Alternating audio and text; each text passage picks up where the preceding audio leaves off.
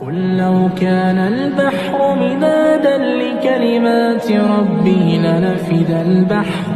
لنفد البحر قبل أن تنفد كلمات ربي ولو جئنا بمثله مددا.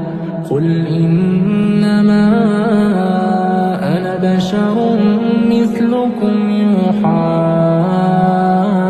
إلي أنما إلهكم إله واحد فمن كان يرجو لقاء ربه فليعمل عملا